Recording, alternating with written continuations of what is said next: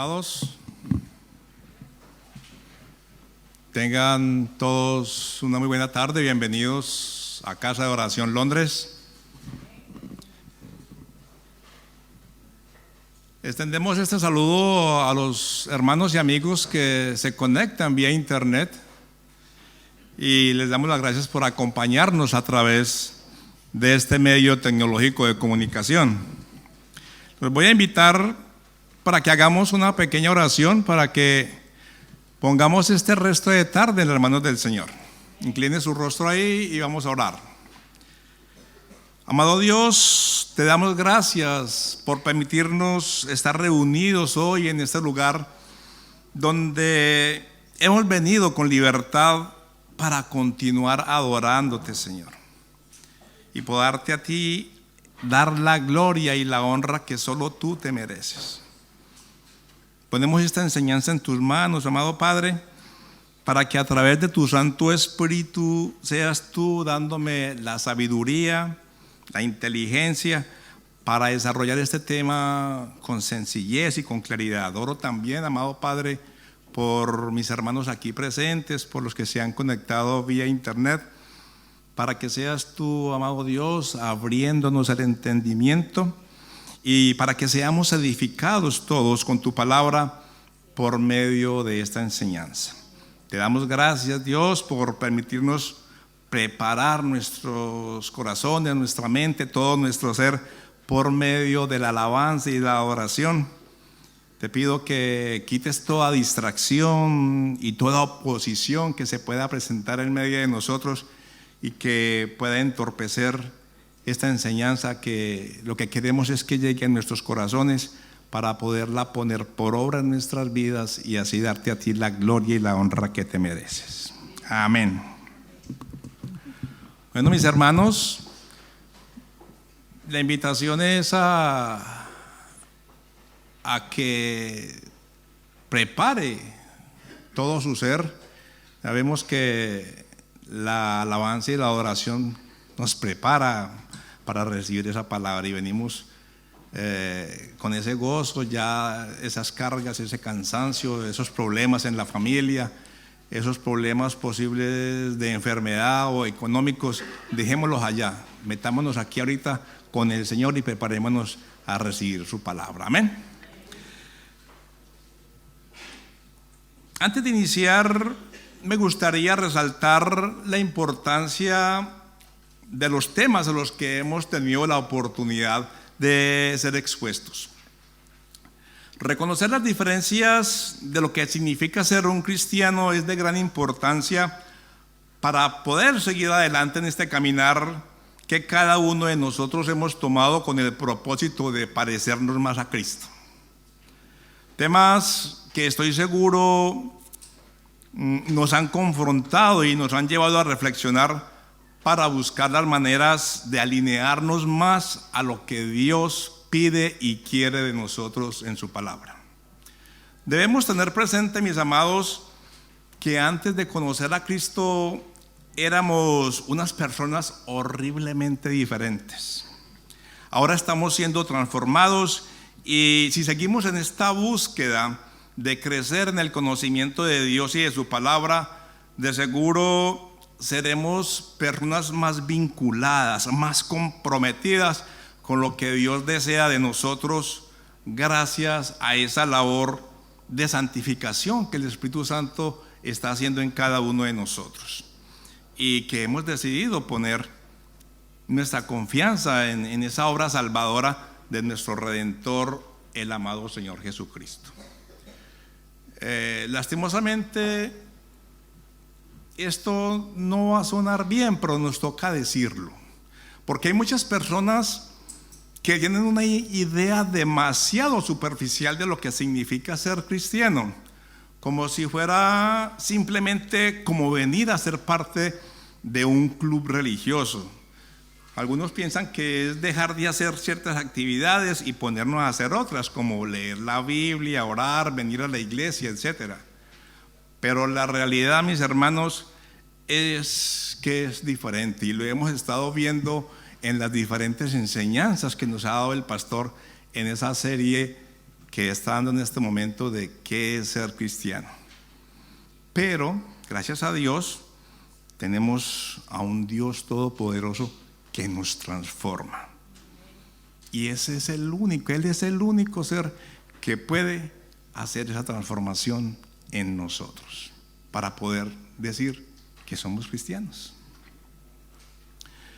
Para los que les gusta apuntar y tienen esa buena costumbre de apuntar, esta enseñanza se llama las bendiciones del nuevo pacto. Les voy a pedir un favor encarecido, tomen sus apuntes.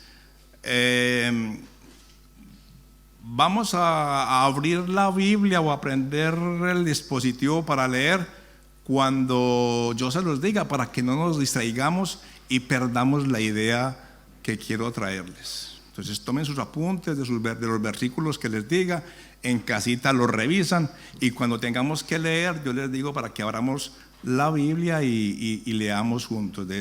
Por lo demás, entonces tomen los apuntes para que hagamos más fluida la enseñanza, ¿de acuerdo? Entonces, vamos a la enseñanza, las bendiciones del nuevo pacto. Les voy a pedir que abran sus Biblias en Deuteronomio 7:9. Deuteronomio, quinto libro del Pentateuco. Y voy a leer yo desde la Nueva Versión Internacional. Y dice así, ¿estamos todos ahí? Deuteronomio 7:9. Dice la palabra de Dios: por tanto, reconoce que el Señor tu Dios es el único Dios, el Dios fiel que cumple su pacto por 1000 generaciones y muestra su fiel amor a quienes lo aman y obedecen sus mandamientos.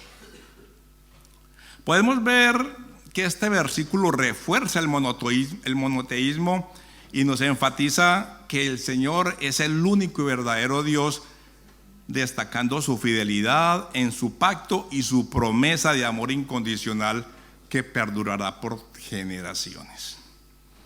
Aquí es importante recalcar que el adverbio por lo tanto es clave aquí.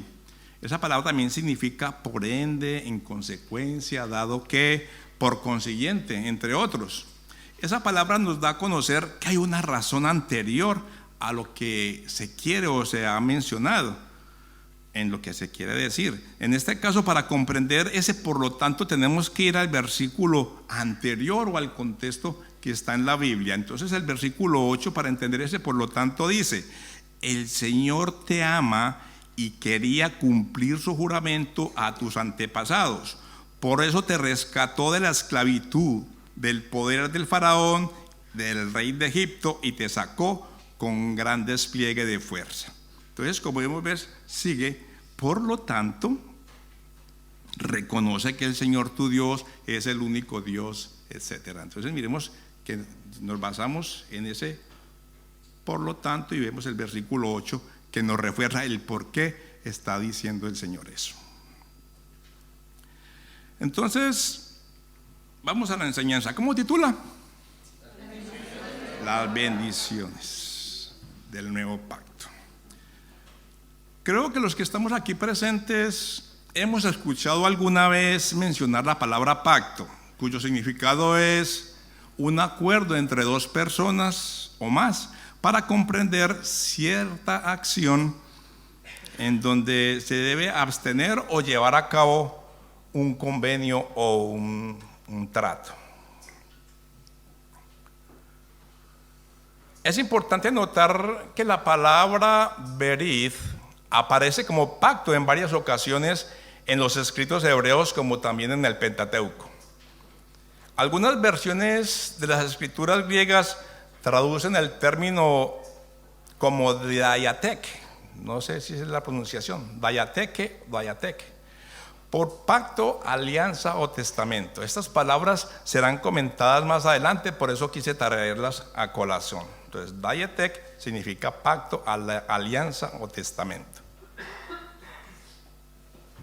Es importante tener en claro que los pactos se dieron a causa de los hombres. ¿Por qué? Porque Dios en esencia es fiel, Él no miente, y nos lo ratifica la palabra de Dios cuando nos dice que Dios no es hombre para que mienta, ni hijo de hombre para que se arrepienta.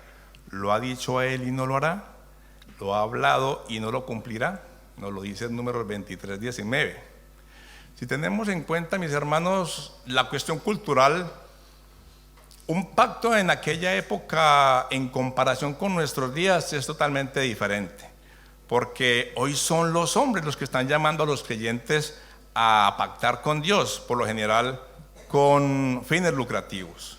Otros falsos maestros llaman a las personas a comprometerse con Dios en ciertas cosas y que, si nos fijamos bien, no están en la Biblia, y que al final conllevan a establecer la salvación por obras, cuando todos nosotros sabemos que la palabra nos enseña que es por gracia.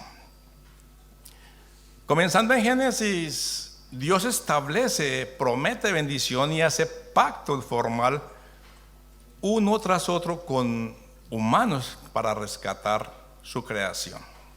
Estas asociaciones divino-humanas llevan adelante la narración hasta alcanzar la narración de lo que es la historia del pacto, hasta llegar al punto culminante, que es Jesús. Cuando contamos toda la historia de Dios redimiendo a la humanidad por medio de Jesús, estamos contando toda la historia de relación del pacto de Dios con los humanos. Entonces, ¿qué es un pacto en la Biblia? Un pacto en la Biblia es un compromiso unilateral hecho por Dios para con el hombre, donde ésta le exige cumplir una serie de requisitos al hombre, y Dios se compromete con una promesa en respuesta a ellos. Normalmente, mis hermanos, un pacto en la Biblia se caracteriza por diferentes elementos. Ya les comenté uno: una promesa de cumplir por parte de Dios, una condición que es necesario que se cumpla, ya sea de parte de nosotros o de parte de Dios, una señal que ratifica ese pacto, y el cumplimiento de esa promesa o la advertencia dadas a esas condiciones. Entonces, en línea general, estas son las características de un pacto, las cuales solemos encontrar muy claramente en el pacto de Abraham, de Moisés, y en este nuevo pacto que les estoy hablando. Hoy vamos a profundizar precisamente en esas bendiciones que nos da ese nuevo pacto. Es ya anotar aquí que todos los pactos que Dios hizo, los hizo solamente con Israel. Podemos aprender de ellos y esto nos bendice mucho, pero ahora ese nuevo pacto no es la excepción. Es hecho con Israel, pero alcanza e incluye a todo aquel que cree. Y de entrada, eso lo hace un mejor pacto. Yo los invito para que en casa lean los capítulos 7, 8 y 9 de Hebreos, que trae condensado mucho lo que tiene que ver con ese nuevo pacto. El nuevo pacto, también conocido como la nueva alianza, es una promesa profética más profunda y completa que reemplaza o complementa el antiguo pacto dado a los israelitas a través de Moisés.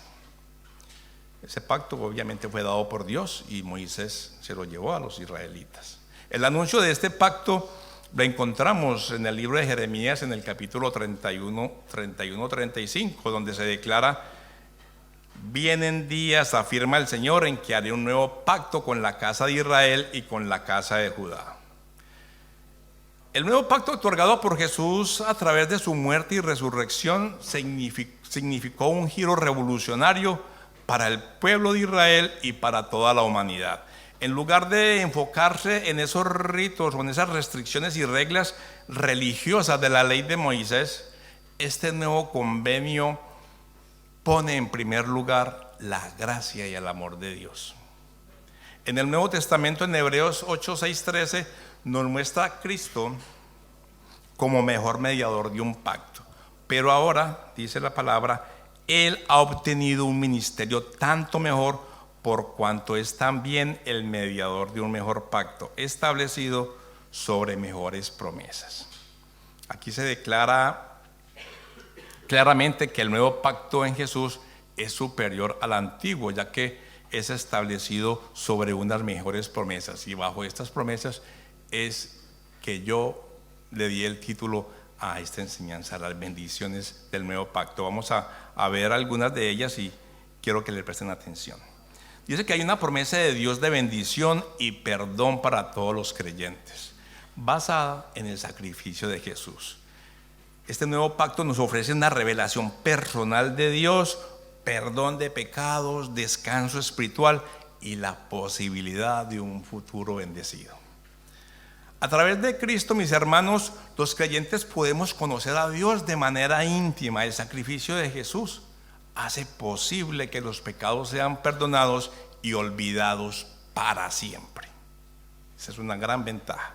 La redención ya consumada por Cristo da paz y seguridad a los creyentes, y Dios promete bendecir a todos los que creen en su Hijo Jesús. También nos da la ventaja de que el Señor o Dios nos juzgará con justicia y misericordia, como lo hace con los que se arrepienten y creen y siguen a su Hijo. El nuevo pacto es superior al antiguo pacto porque no se basa en rituales y sacrificios, sino en la fe en el sacrificio de Cristo. Es una promesa de Dios que nunca más volverá a castigar al mundo por el pecado, como lo hizo cuando castigó a la humanidad con el diluvio. El libro de Lucas, en el capítulo 22, versículo 20, recoge las palabras de Jesús durante la última cena. Y dice: y de igual manera después de la cena tomó la copa, diciendo: esta copa es el nuevo pacto en mi sangre, que es derramada por vosotros. Podemos ver aquí, mis hermanos, que Jesús mismo se declara la figura central del nuevo pacto, sellando con su propia sangre la promesa de salvación y vida eterna a todos los que creen en él.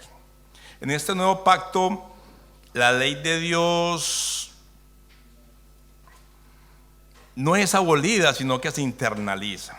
¿Qué quiere decir esto? Que así como se establece en el versículo de Jeremías, capítulo 31, 33, donde dice: pondré mi ley en su mente y la escribiré en su corazón, yo seré su Dios y ellos serán mi pueblo. Por eso se dice que se internaliza, está en nosotros. En conclusión, el nuevo pacto es una promesa de salvación y gracia divina basada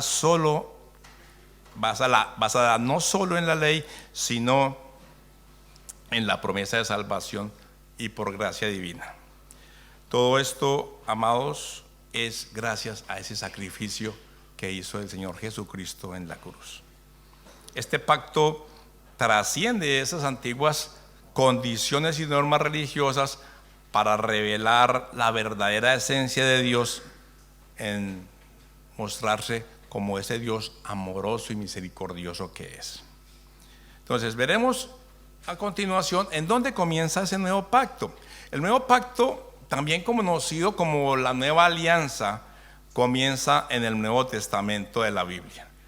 En concreto, se cita por primera vez en el libro de Jeremías, en el Antiguo Testamento, en el versículo que ya le menté anteriormente, Jeremías 31, del 31 al 35.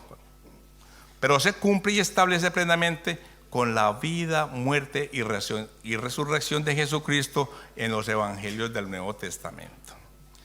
En el último capítulo de su vida terrenal, registrado en los evangelios durante la última cena, Jesús nos dice en Mateo 26, 28: porque esta es mi sangre del nuevo pacto, que por muchos es derramada para el perdón de los pecados. Miremos que aquí Jesús está anunciando que su sacrificio dará inicio a ese nuevo pacto entre Dios y la humanidad.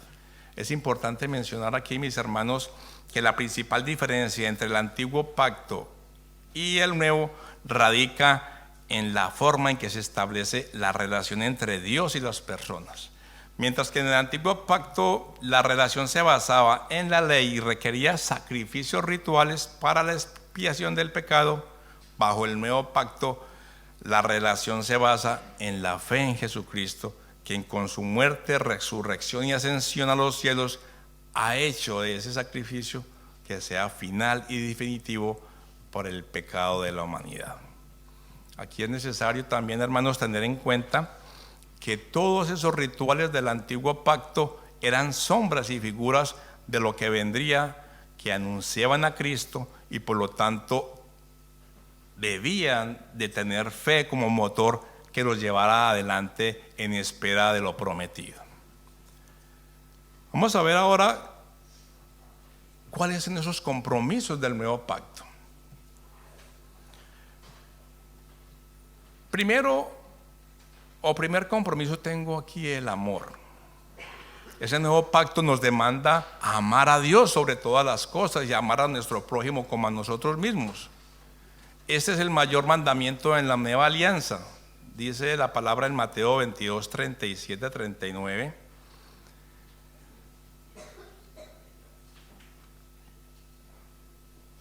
Amarás al Señor tu Dios con todo tu corazón, con toda tu alma y con toda tu mente.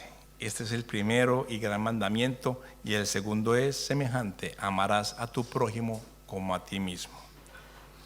Segundo compromiso es tener fe. Tenemos el compromiso de creer en Jesús, reconocerlo como nuestro Salvador y confiar en Él.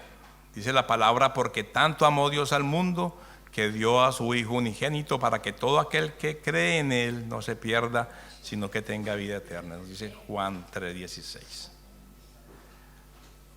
Otro de los compromisos, y esta palabra o este ministerio lo he mencionado en varias de las enseñanzas que les he tenido la oportunidad de compartir.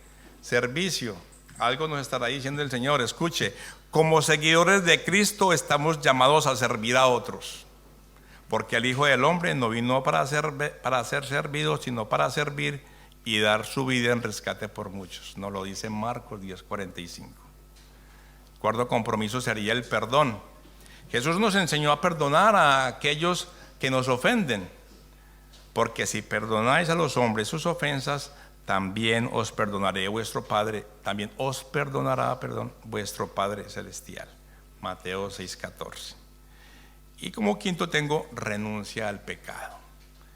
Miremos entonces, mis hermanos, que bajo la nueva alianza somos llamados a apartarnos del pecado y a vivir una vida en rectitud. Dice la palabra de Dios en Juan 8:36: así que si el Hijo os libertare, seréis verdaderamente libres. Estos son algunos de los compromisos del nuevo pacto en el contexto bíblico. Todos ellos tienen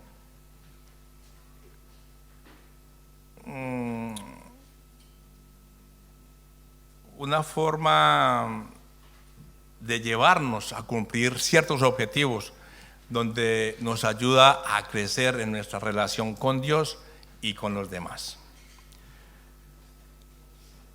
Les traigo ahorita una información acerca de cuándo finaliza ese antiguo pacto. El antiguo pacto o Antiguo Testamento es la primera parte de la Biblia cristiana, y su final se interpreta a la luz del Nuevo Pacto o Nuevo Testamento. En términos bíblicos, el Antiguo Pacto concluye con el libro de Malaquías, pero en términos de la teología cristiana, el fin del Antiguo Pacto se considera que ocurre con la llegada de Jesucristo y su sacrificio en la cruz del Calvario, estableciendo el Nuevo Pacto teniendo como sello su sangre preciosa. Esto se basa en el versículo de Hebreos 8:13, donde dice: al decir pacto nuevo, ha dado por viejo al primero, y lo que se da por viejo y se envejece está próximo a desaparecer. Miremos entonces que aquí, cuando nos dice que el pacto concluye con el libro de Malaquías, no quiere decir que ahí terminó esa alianza que el Señor tenía con la humanidad. Simplemente es el último escritor, porque tenemos del Antiguo Testamento, los que estamos en la escuela bíblica sabemos cuál fue el último profeta del Antiguo Testamento. Juan el Bautizador, sí, ese fue el último. Pero miremos que está en el Antiguo Testamento, pero también es mencionado en el Nuevo Testamento. Entonces miremos que ahí viene esa correlación. Aquí se hace referencia, mis amados, a la ley mosaica del antiguo pacto como algo que se ha vuelto viejo con la llegada del pacto nuevo en Cristo. Por consiguiente, el final de ese antiguo pacto puede interpretarse en un sentido literario con el final del último libro del Antiguo Testamento, pero también en un sentido teológico con el advenimiento de Cristo y su muerte sacrificial, dando pie al inicio de ese nuevo pacto. ¿Cuándo inició ese nuevo pacto? Ese pacto, como se refiere a la Biblia, comenzó con Abraham. Ojo a esta información.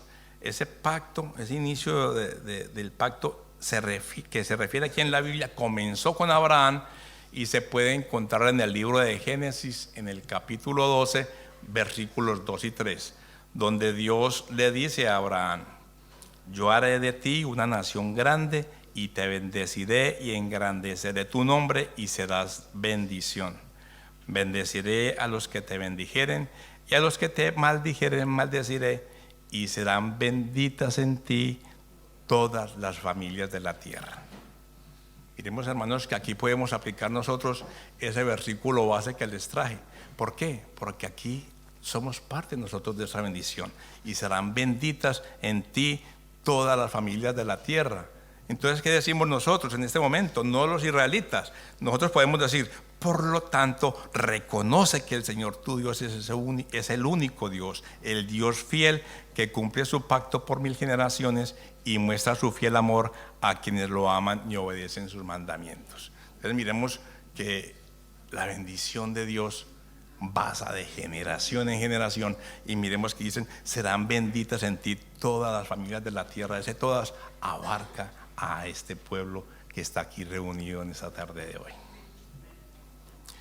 Podemos decir entonces que este nuevo pacto ha de ser eterno.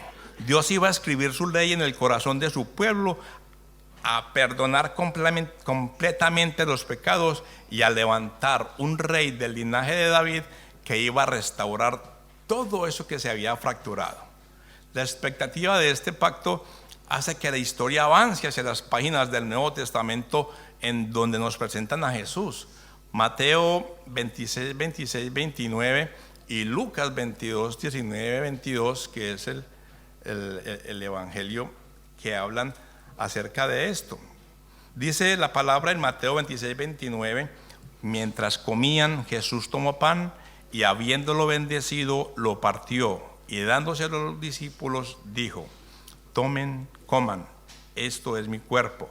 Y tomando una copa y habiendo dado gracias, se la dio diciendo: beban todos de ella, porque esto es mi sangre del nuevo pacto, que es derramada por muchos para el perdón de los pecados.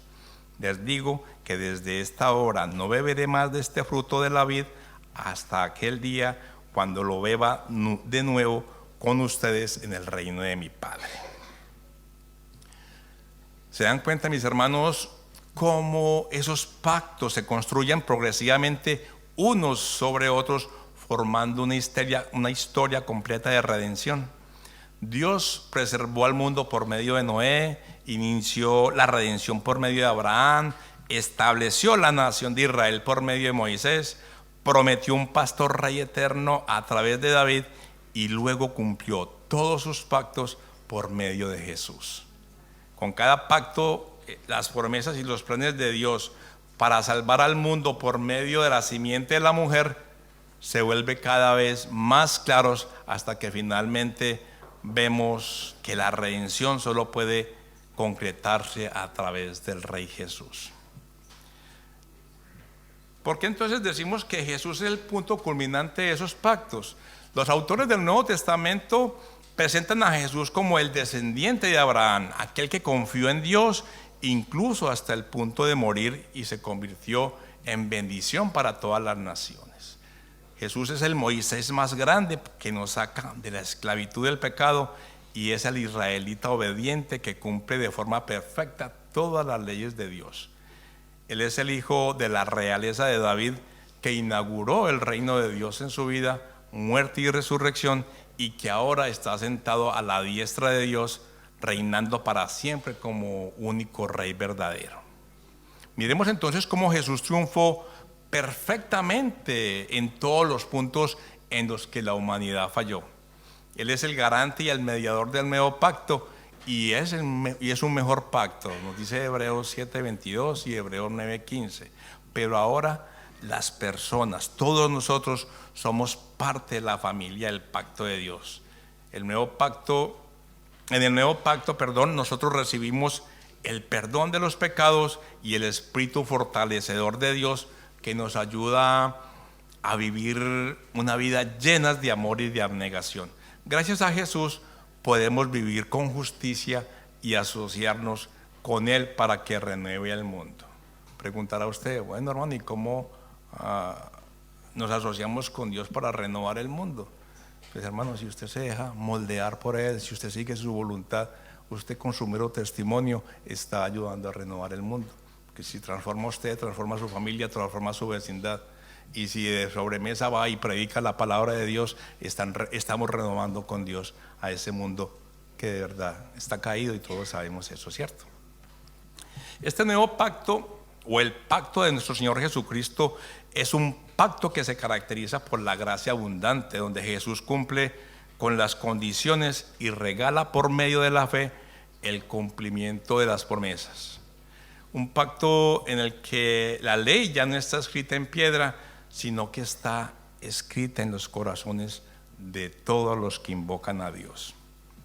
Vamos a abrir las Biblias, por favor, en Jeremías 31, 33, 34. Yo voy a leer desde la versión Reina Valera del 60. Jeremías 31, 33, 34. Dice la palabra de Dios. Escuchen esto que bello. He aquí que vienen días, dice Jehová, en los cuales haré nuevo pacto con la casa de Israel y con la casa de Judá.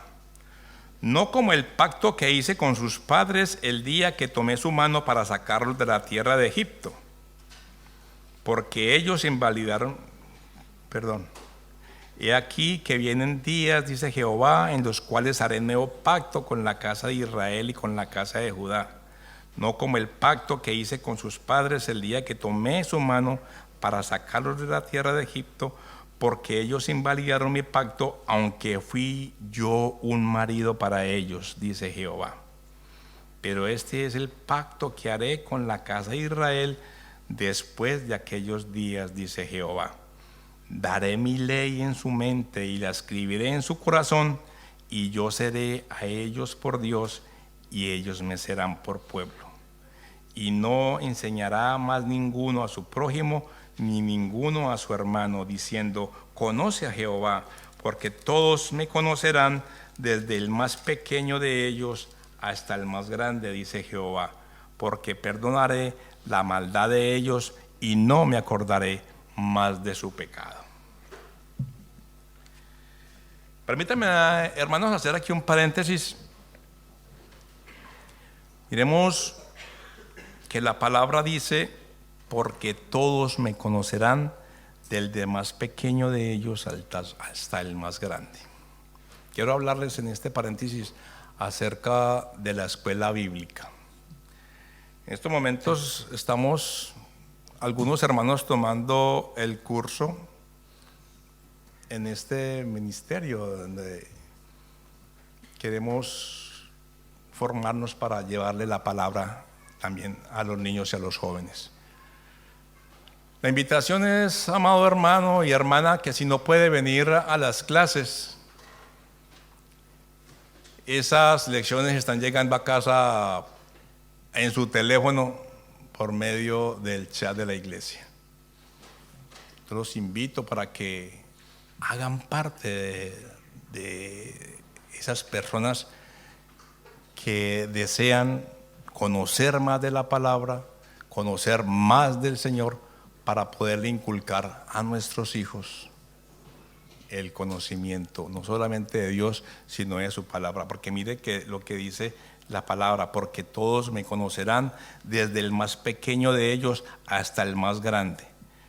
Y después dice, pues perdonaré su maldad y no recordaré más sus pecados.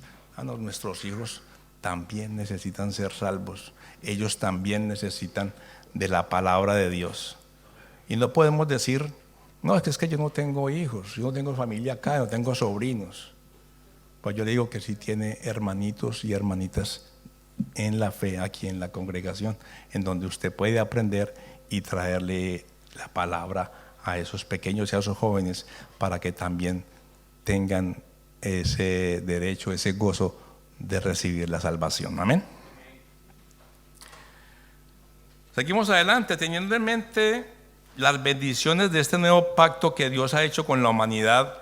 Quiero ahora atar este tema a la enseñanza que vimos la semana pasada. La vez pasada. ¿Quién recuerda cuál fue el título de esa enseñanza que les traje la vez pasada? Es tiempo de restaurar el altar, nuestro altar. Es tiempo de restaurar tu altar. A propósito, ¿cómo está tu altar? ¿Bien? Excelente, me encanta.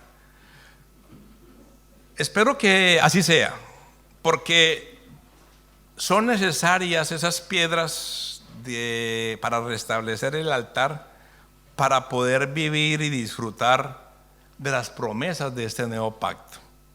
¿En qué sentido? En que si esas piedras de las que estamos hablando, que son la fe, la humildad, la sinceridad, la oración, el sacrificio, la alabanza, el arrepentimiento, la docilidad, la santidad, el propósito, la mayordomía y el dar, que fueron las piedras que yo les di, y hay muchas más piedras por recoger para arreglar ese altar, están en mucha concordancia si deseamos ser nosotros parte de ese pacto con el Señor. Si nos fijamos bien en todos los aspectos que se han mencionado sobre los pactos que Dios ha hecho con el hombre, podemos ver que se presenta un marcado contraste entre la fidelidad de Dios y la infidelidad de las personas con que se ha hecho estos pactos, o sea, su pueblo. Es asombroso considerar cómo después de la milagrosa liberación de la esclavitud de Egipto, llega a la escena una generación que no conocía al Señor ni las obras que Él había hecho por ellos. La misma nación que fue testigo de la asombrosa fuerza de Dios se había olvidado por completo de Él, y su olvido se ve en creciente propensión a la rebelión. Es decir, si desconocemos al Señor, nuestra rebeldía va a ir en aumento. Podríamos anticipar que su pecado induciría a Dios a abandonar a su pueblo para siempre. Sin embargo, una y otra vez una avalancha de la gracia de Dios se encuentra con la falta de fe de la gente. De hecho, la Biblia nos muestra la compasión de Dios por la gente y su atención al clamor que ellos hicieron o que ellos hacen cuando en su rebelión y desobediencia se han olvidado de los preceptos del Todopoderoso. La fidelidad de Dios es la esperanza sobre la que se construye la vida cristiana. Voy a repetir eso. La fidelidad de Dios es la esperanza sobre la que se construye la vida cristiana. Aquellos que conocemos al Señor a través del arrepentimiento y la fe, podemos asegurar de que Dios es fiel a sus promesas.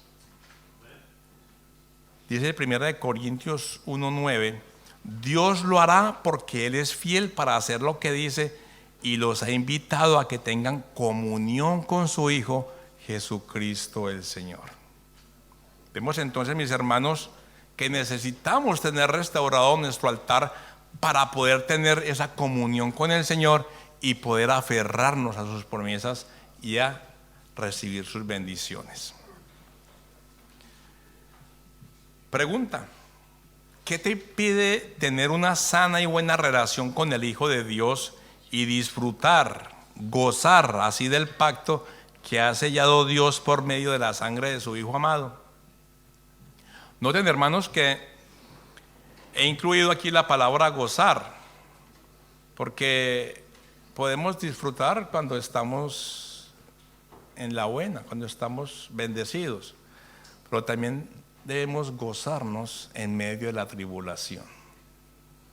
¿En qué proviene ese gozo? En que nosotros reconocemos que tenemos una salvación muy grande y que esa leve tribulación que de pronto estemos pasando va a ser pasajera.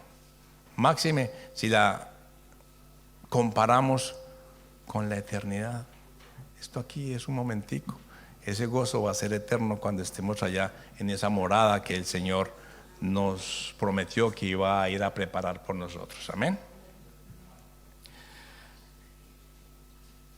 Hermanos, en este nuevo pacto, Dios no exige la obediencia a las leyes eternas, sino una obediencia de corazón que viene de la fe en Jesucristo y la guía del Espíritu Santo. Se centra en una relación restaurada con Dios a través de la gracia y el amor de Jesús. Miremos aquí, juega otra vez un papel importante, la fe. Si recordamos la enseñanza del pastor Raúl sobre el diseño del corazón, desde el día en que Dios creó a Adán, quedó maravillado en gran manera con esa creación.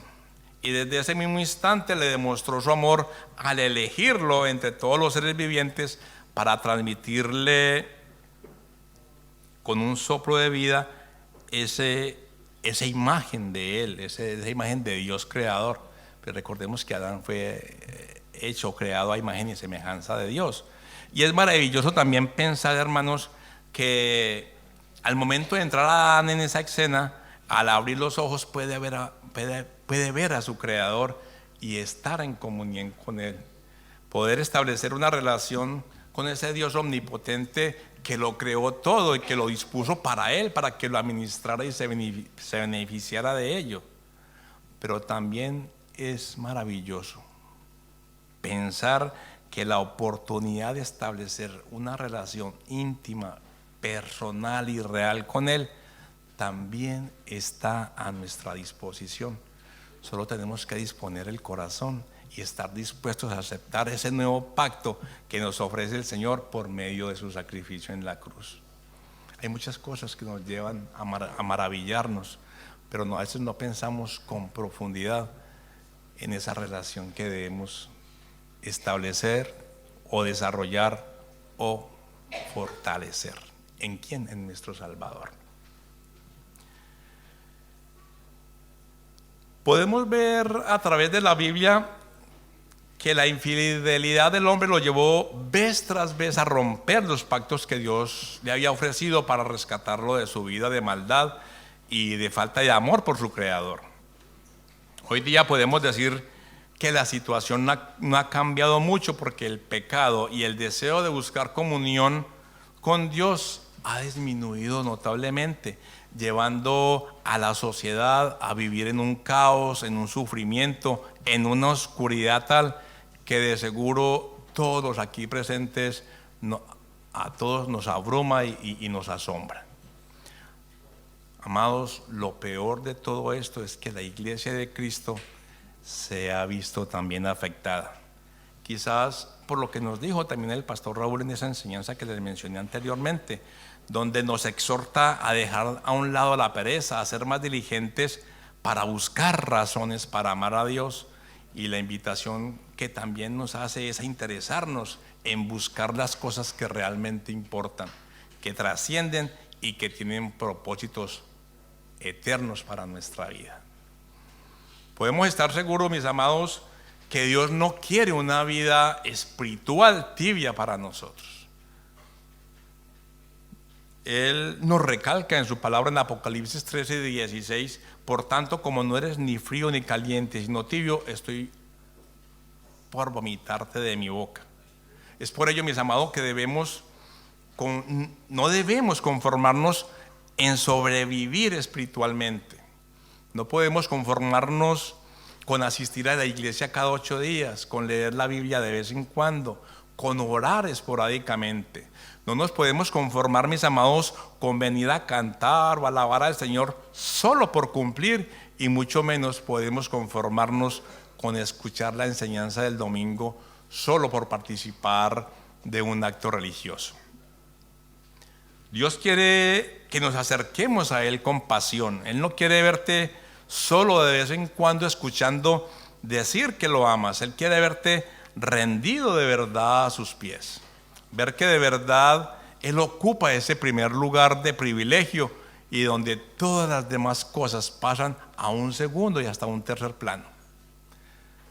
Hermanos, es muy común ver en la iglesia de Cristo hermanos y hermanas que, a pesar de estar enfocados en leer la Biblia, formando parte de los grupos de intercesión en las iglesias locales, algunos participando en ayunos personales y congregacionales, asistiendo a clases de discipulado, y que lastimosamente puedan estar en su mente la idea de que no se está creciendo espiritualmente como se desea.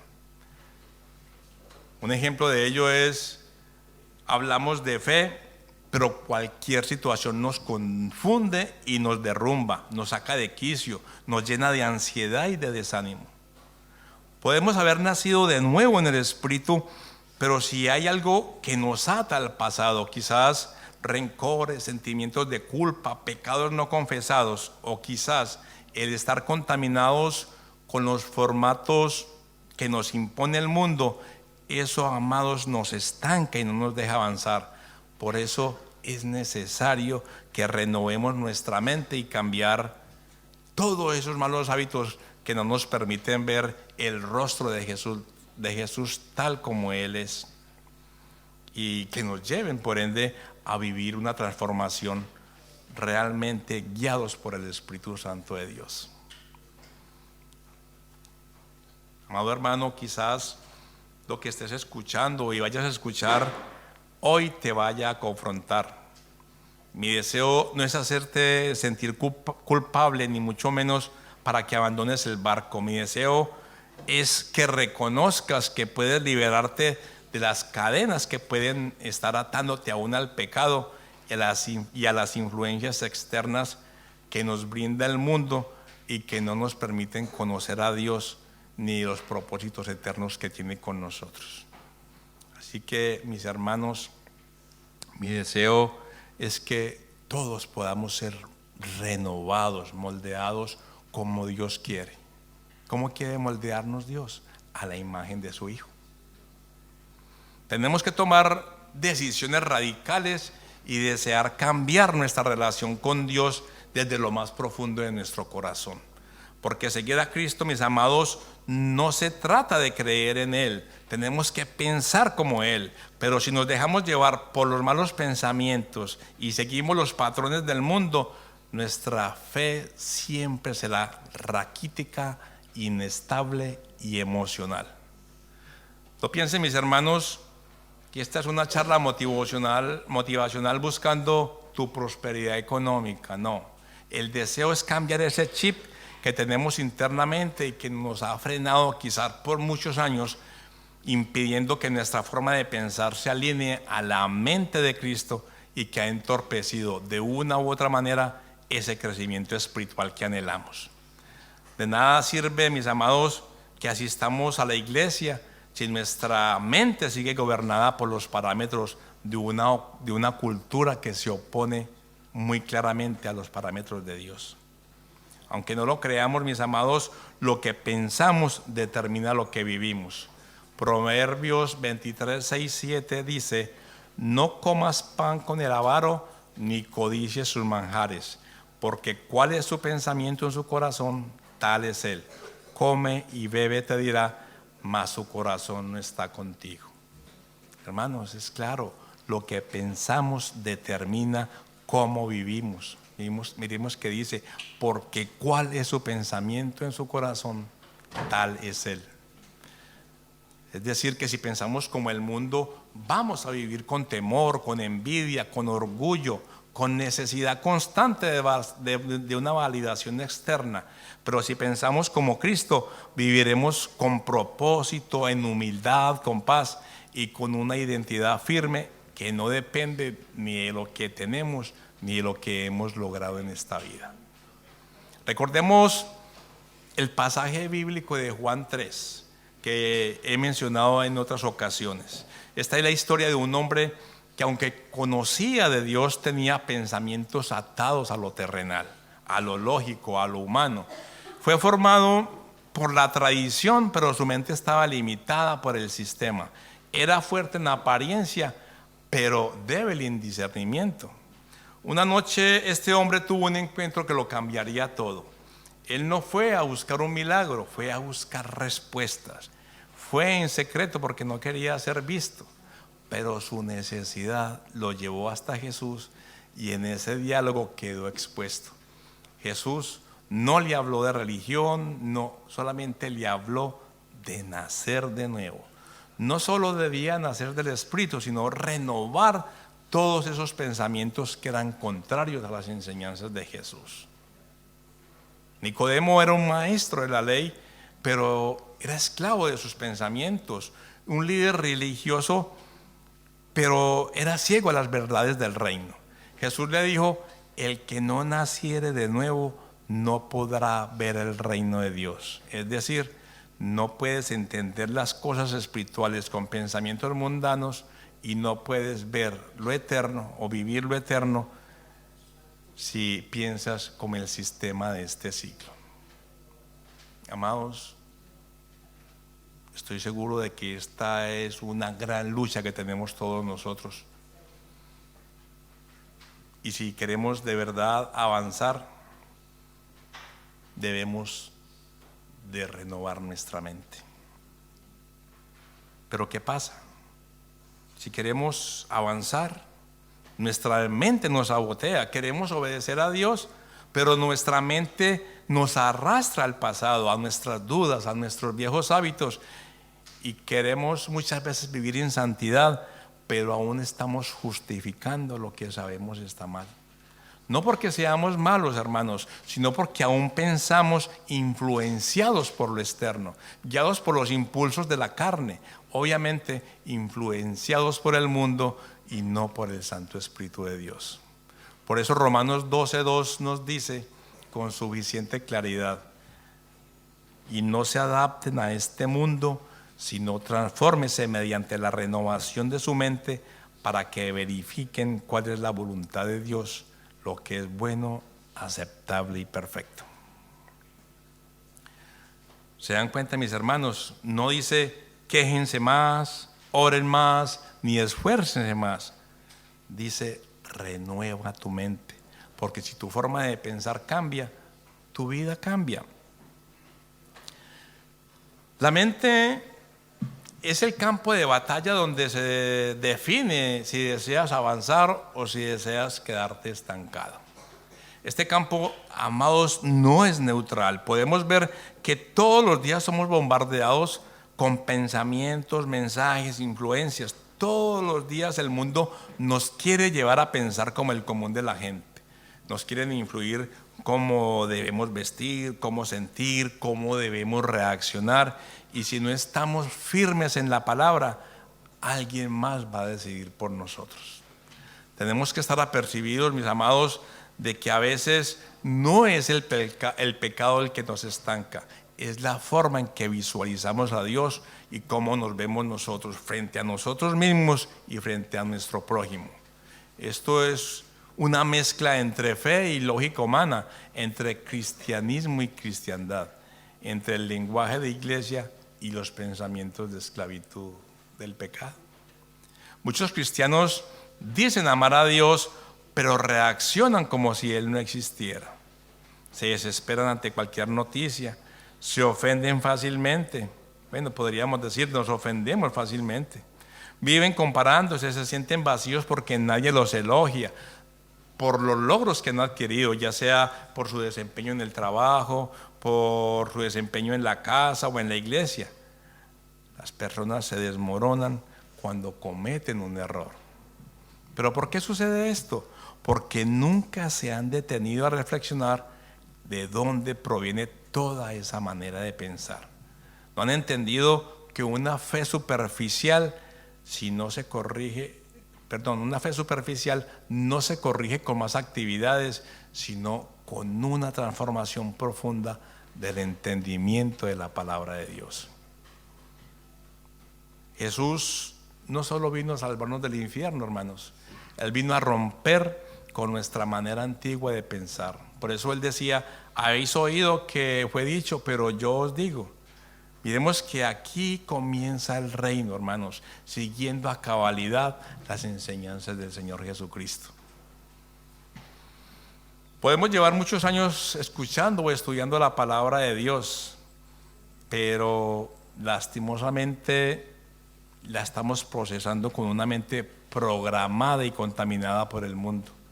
Mientras se siga adelante actuando de esta manera, mis amados, nuestra vida espiritual se va a ver anclada. Por eso vemos hermanos que oran pero no confían, ayunan pero no obedecen, que predican pero no viven.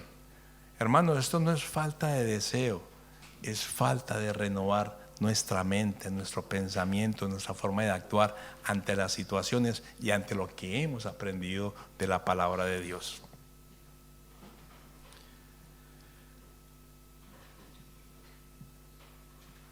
Jesús fue tentado, criticado, rechazado, humillado, pero Él nunca dejó que el sistema lo manejara. Él veía lo invisible, vivía para el Padre y sabía que lo eterno era más real que lo temporal. Pero tú y yo, amado hermano y hermana, fallamos porque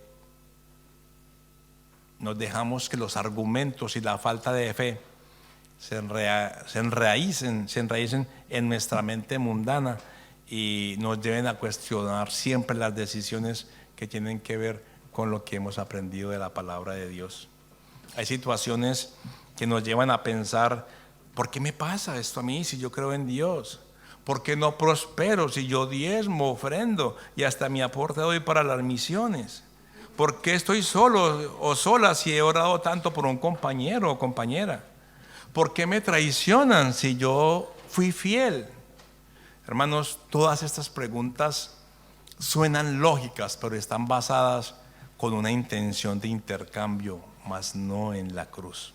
Porque seguir a Cristo no se trata de que las cosas salgan como nosotros lo esperamos, sino de reconocer lo que está estipulado en su palabra. Dice Juan 16:33: yo les he dicho estas cosas para que en mí hallen paz. En este mundo afrontarán aflicciones, pero anímense, yo he vencido al mundo. Debemos orar, mis amados, no para que Dios transforme esas situaciones, sino para que nos dé sabiduría e inteligencia para reconocer los propósitos que hay en esas diferentes pruebas que tenemos que asumir todos los seres humanos, seamos cristianos o no. Pero nosotros como creyentes debemos buscar ser edificados mediante todas esas pruebas. Nos lo han dicho los pastores en diferentes enseñanzas. Hemos sido moldeados por la familia, la escuela, los medios de comunicación, las amistades, el gobierno, etc. Todos estos entes nos han rotulado con pensamientos como: no soy suficiente, debo demostrarle a la gente que yo valgo, si me hieren me alejo, o peor, voy y busco la manera de vengarme. Otros dicen: si no lo veo no lo creo. Otros dicen, en el adagio popular, hay que ver para creer. Todo esto, hermanos, nos parece normal, pero esto no es cristiano, esto es mundano. Y lo grave de todo esto, mis amados, es que muchos no nos hemos cuestionado ninguno de estos pensamientos. Los repetimos como si fueran verdad. Vivimos de reacción en reacción, de impulso en impulso, y luego nos frustramos porque nuestra fe no crece. Aquí es necesario, mis amados, decir que no se puede desarrollar una vida espiritual profunda con pensamientos superficiales. Es necesario filtrar todos los mensajes y pensamientos que llegan a nuestra mente. Deshacer todo lo que es vano y vacío y pecaminoso, pero retomar con acato todo aquello que glorifique y honre a Dios y que nos lleve a ser gratos, a ser agradecidos con el pacto que el Señor Jesucristo selló con su sangre preciosa, solo por amor por ti, por mí y por toda la humanidad. Amados, no basta con saber lo que dice la Biblia. Tenemos que alinear nuestros pensamientos, nuestras palabras, nuestras acciones a esa gran verdad dejada por Dios en su palabra para nosotros como una brújula que nos va a guiar hacia Él, hacia la vida eterna. Recta final, vamos a conclusiones. En resumen, podemos decir que los pactos en la Biblia son compromisos unilaterales hechos por Dios hacia la humanidad, donde se establecen promesas y condiciones que deben cumplirse. Estos pactos han sido parte fundamental de la relación entre Dios y su pueblo a lo largo de la historia y muestran el plan redentor divino y revelan cómo Dios ha sido fiel a sus promesas a lo largo del tiempo. Tenemos un Dios fiel, hermanos.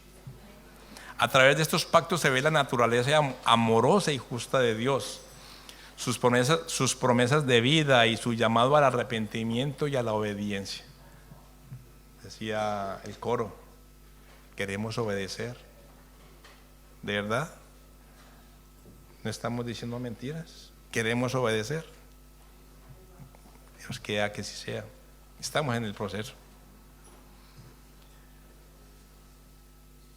Vemos que el nuevo pacto en Cristo marca una era de gracia y salvación, donde la ley ya no se cumple mediante obras, sino por la fe en Jesús.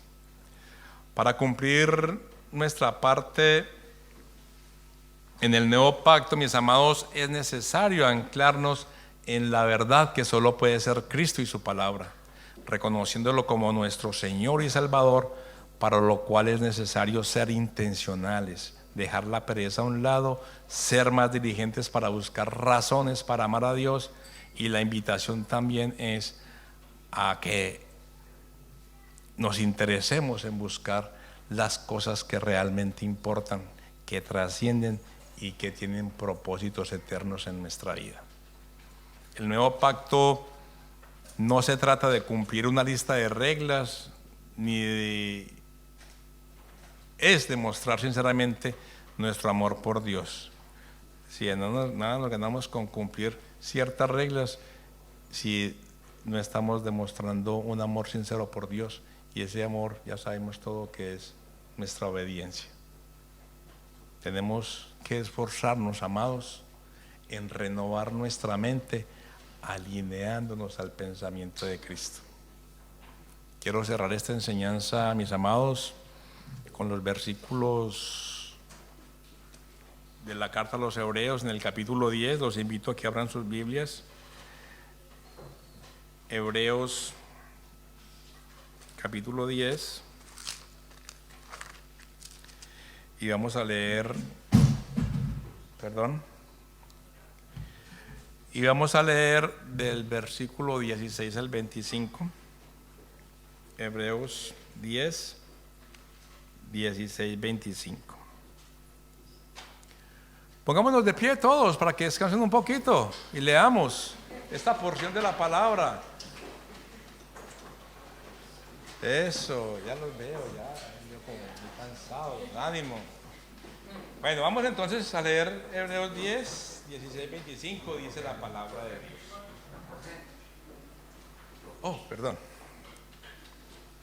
Hebreos 10, 16, 25.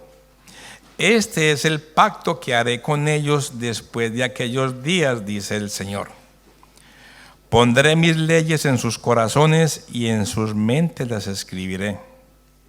Añade, y nunca más me acordaré de sus pecados y transgresiones. Pues donde hay remisión de estos, no hay más ofrendas por el pecado. Así que, hermanos, teniendo libertad para entrar en el lugar santísimo por la sangre de Jesucristo, por el camino nuevo y vivo que Él nos abrió a través del velo, esto es, de su carne, y teniendo un gran sacerdote sobre la casa de Dios, Acerquémonos con corazón sincero, en plena certidumbre de fe, purificados los corazones de mala conciencia y lavados los cuerpos con agua pura. Mantengamos firme sin fluctuar la profesión de nuestra esperanza, porque fiel es el que prometió. Y considerémonos unos a otros para estimularnos al amor y a las buenas obras, no dejando de congregarnos como algunos tienen por costumbre, sino exhortándonos, y tanto más cuando veis que aquel día se acerca. Amén. Amado Padre, te damos gracias, Señor, por la oportunidad que nos diste de venir a esta tu casa, Señor, a fortalecernos, a escuchar de tu palabra, Dios, a escuchar de las bendiciones de ese nuevo pacto, Dios, que se llevó a cabo con ese sacrificio voluntario, Señor, que quisiste hacer solo por amor a nosotros. Te damos gracias, Dios, porque nos permite reconocer que necesitamos cambiar muchas cosas de nuestra vida, necesitamos renovar nuestra mente, amado Dios, para poder venir delante de ti con un corazón agradecido por todo lo que has hecho, Señor, para que este nuevo pacto llegase a nosotros.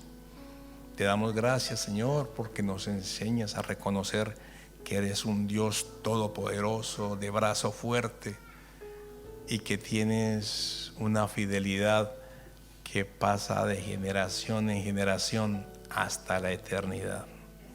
Te damos gracias, Dios, porque hemos podido reconocer que hay muchas cosas en este mundo, amado Padre, que nos están afectando, y que si no nos ponemos en esa línea, Señor, defensiva que está en la enseñanza de tu palabra, que está en esa guía, Señor, que has dejado para nosotros, si no nos ponemos, Señor, en esa brecha de orar unos por otros, si no buscamos la manera de cambiar todos esos parámetros que nos quiere imponer el mundo, Señor, no vamos a poder avanzar en nuestra vida espiritual.